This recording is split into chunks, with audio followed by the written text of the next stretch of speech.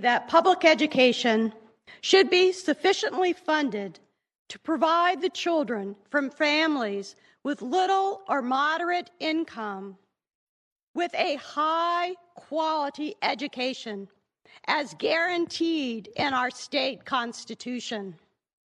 We know the rich have the money for elite private schools if they choose that option instead of our public school system. I hope we can agree that you are stewards of our tax money. We must trust you to demand accountability and transparency on how our tax money is spent. I have come here today to ask you to propose 2 bills that will increase accountability and transparency for the taxpayer money you're sending to charter schools and private schools. The first suggestion is a bill whose goal is to make sure our taxpayer-funded capital outlay money stays in the school district and buildings owned by the school district dedicated to public school students. The second suggestion is a bill whose goal is to require more accountability for our tax dollars being spent on vouchers. It also has a provision that would hopefully inspire philanthropists to help fund schools that have a program to help children with a disability. Thank you. Thank you, ma'am. This is the first suggestion.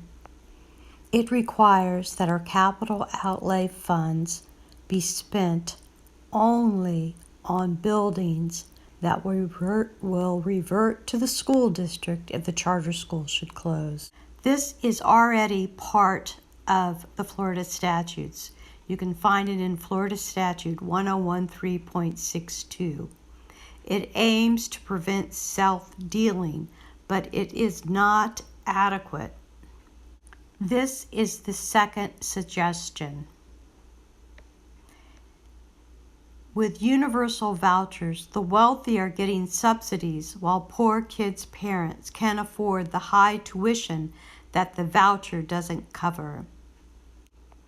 I am therefore requesting that vouchers only go to private schools that meet the following criteria. 1, the school has a large endowment. 2, the school agrees to subsidize the tuition for anyone getting a voucher so the voucher student can attend for free. 3, the school has a program that specializes in one or more disabilities and at least 20% of the student enrollment have an IEP for that special need.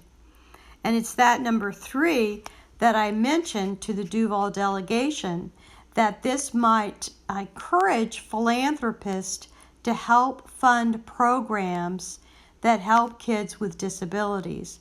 That seems an area that our public schools are struggling with. It's very expensive, some of the special needs that are required to help the kids with disabilities.